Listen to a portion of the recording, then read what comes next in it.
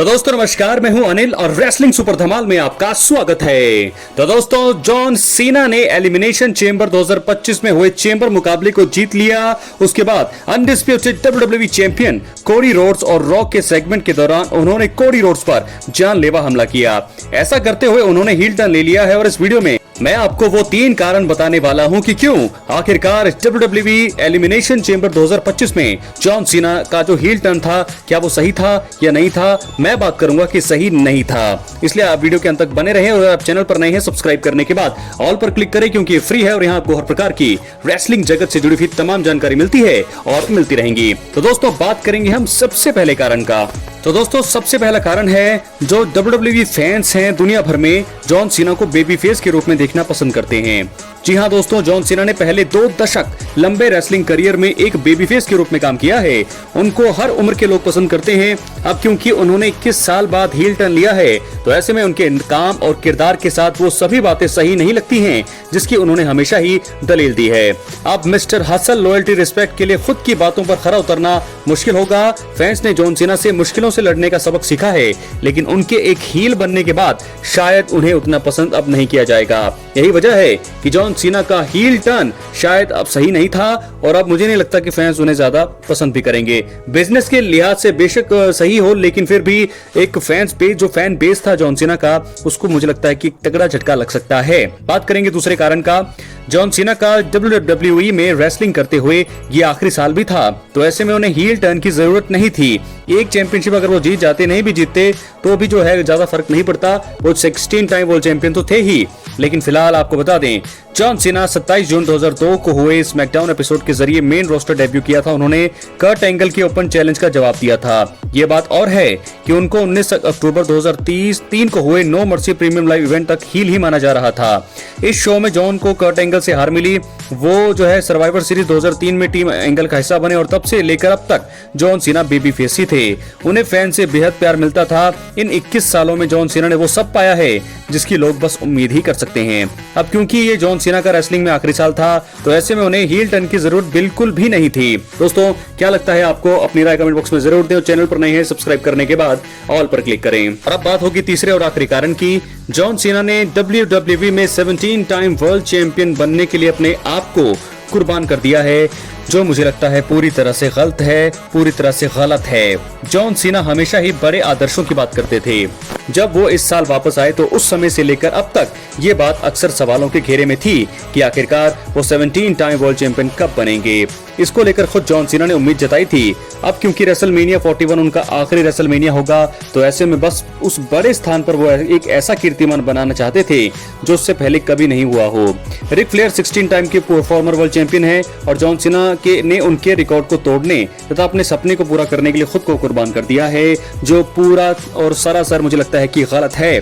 John Cena इसके बिना भी वर्ल्ड चैंपियन बनने का दम रखते थे। जॉन सीना अपने दम पर ऐसा कर सकते तो और भी अच्छा होता, लेकिन अब रॉक के इशारों में नाचना, रॉक के लिए खुद को कुर्बान करना, अपनी आत्मा को बेच देना, उनके इशारे पर बात करना, जो भी वो बोलेंगे, जो भी वो करेंगे वैसा वो करेंगे। क्योंकि आपने देखा होगा किस प्रकार एलिमिनेशन चेंबर में कोडी रोड्स को गले लगने के बाद रॉक का एक इशारा और उस इशारे के बाद जॉन सीना ने अपने आप को पूरी तरह से ही बदल दिया, जो कि मुझे लगता है सरासर गलत है। और जॉन सीना के इतने बड़े लेजेंडरी करियर में एक तगड़ा झटका मुझे लगता है लग चुका है। जॉन सीना को लोग जितने भी जानते थे उनके हसल लॉयल्टी रिस्पेक्ट और बेबी फेस किरदार के रूप में उन्हें जानते थे, पसंद करते थे। लेकिन आज की जो नौजवान पीढ़ी है वो जॉन सीना को शायद नहीं जानती होगी उतना, लेकिन आज के इस काम के बाद जो है वो उनसे शायद नफरत करने लगे। क्योंकि आज की नौजवान पीढ़ी जो है जॉन सीना को इतना नहीं देखती थी, इतना स्टार्टिंग से नहीं उन्हें फॉलो करती थी, लेकिन जो है वो जो है अभी जैसे कि रोमन रेंस को फॉलो कर रही है। जॉन सीना के बारे में सिर्फ सुना ही था, लेकिन इस तरह के दृश्य जो अब उनके सामने आ रहे हैं, ये जो है जॉन सीना के एक लेगेसी वाले लेजेंडरी वाले करियर पे एक मुझे लगता है कि थोड़ा सा दाग यहां पर लगता हुआ नजर आ रहा है। जॉन सीना का हील करना मेरे हिसाब से बहुत ही गलत फैसला है। और अगर ये बिजनेस के हिसाब से देखा जाए तो बिजनेस के हिसाब से तो सब सही ही है, क्योंकि जॉन सीना की एक एक हरकत पर अब जो है फैंस की नजरें होंगी। रॉक के साथ उन्हें काम काम करना होगा, जैसा रोक कहेंगे वैसा वो करेंगे। तो दोस्तों क्या है आपकी राय, अपनी राय जरूर दें। और इसी के साथ एलिमिनेशन चेंबर में एक और रिटर्न हुआ। जी हां दोस्तों, आपको बता दें कि एलिमिनेशन चेंबर 2025 में फैंस को बहुत ही बड़ा सरप्राइज मिला। रैंडी ऑर्टन ने धमाकेदार वापसी करी। उन्होंने आकर केविन ओवेंस पर हमला किया और फैंस को खुश किया। रैंडी बहुत ही समय से गायब थे और अब वो वापस आ चुके हैं।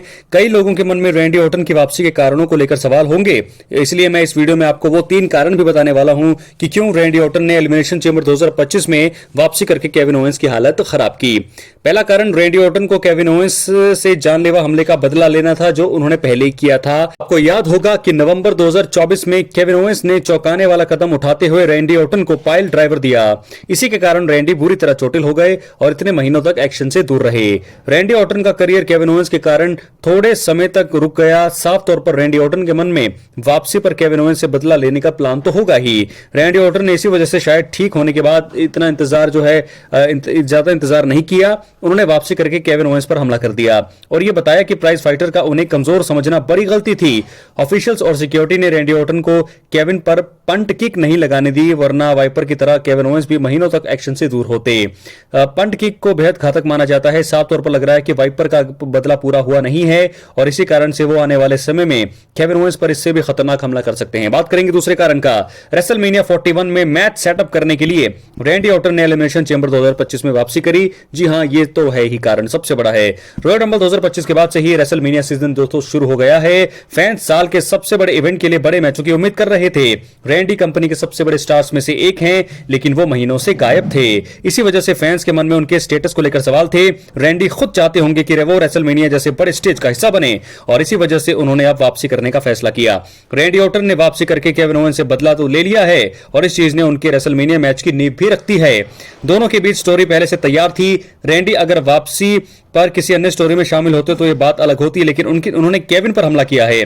इसका बड़ा कारण यही है कि वो केविन ओवेंस से साल के सबसे बड़े प्रीमियम लाइव इवेंट में लड़ना चाहते हैं। तीसरा कारण यह है और आखिरी कारण कि रैंडी ऑर्टन की वापसी साप्ताहिक शो में कराना सही नहीं होता, बड़े प्रीमियम लाइव इवेंट में करना है। मुझे लगता है कि बिल्कुल सही फैसला है रैंडी ऑर्टन की वापसी का। आपको बता दें कि चेंबर जो है टोरंटो कनाडा में हुआ, जहां 38,493 लोगों ने शो का आनंद लिया। इतने बड़े शो के बीच अगर किसी का रिटर्न हो तो वो एकदम धमाकेदार होता है। ज्यादा से ज्यादा फैन सरप्राइज देख पाते हैं और मोमेंटम यादगार बनता है। दूसरी ओर रॉ और स्मैकडाउन जैसे हफ्ते वाले शोज में इतनी जनता नहीं होती। इसी वजह से फैंस अमूमन बड़े बड़े प्रीमियम लाइव इवेंट में सुपरस्टार्स की वापसी देखना पसंद करते हैं। रैंडी ऑर्टन फैंस के पसंदीदा सुपरस्टार भी हैं और सभी उन्हें रिंग में देखकर खुश होते हैं। इसी वजह से WWE ने उनकी वापसी को खास बनाने का फैसला किया। रॉ या स्मैकडाउन में दोस्तों रैंडी अगर आते तो फैंस को खुशी होती, लेकिन एलिमिनेशन चेंबर 2025 जैसे बड़े इवेंट में दिग्गज रैंडी ऑर्टन अलग ही तरह का प्रभाव छोड़कर गए हैं। WWE को यह बात पता थी, इसलिए ट्रिपल एच ने उनकी वापसी को जो है बचाकर रखी थी। तो ऐसे में 3 बड़े कारण क्यों रैंडी ऑर्टन जो है नजर आए। और अब बात करेंगे हम ट्रिपल एच की, जिन्होंने जो है जॉन सीना के बारे में बात करी है। जॉन सीना के किरदार में बदलाव को लेकर के ट्रिपल एच ने क्या बोला है, ये आपको बताते हैं। दोस्तों आपको बताते हैं कि जॉन सीना ने एलिमिनेशन चेंबर मुकाबला जीता। इसके बाद अनडिस्प्यूटेड चैंपियन कोडी रोड्स पर हमला जो है उन्होंने कर दिया और रॉक के साथ वो शामिल हो गए। शो के बाद हुई प्रेस कॉन्फ्रेंस में ट्रिपल एच ने एलिमिनेशन चेंबर 2025 के दौरान जॉन की हील टर्न को लेकर जवाब दिया। उन्होंने कहा कि ये तो पहले ही हिंट किया गया था। ट्रिपल एच ने चुप्पी तोड़ते हुए कहा, आप जॉन सीना पर ऐसा करने का इल्जाम नहीं लगा सकते हैं।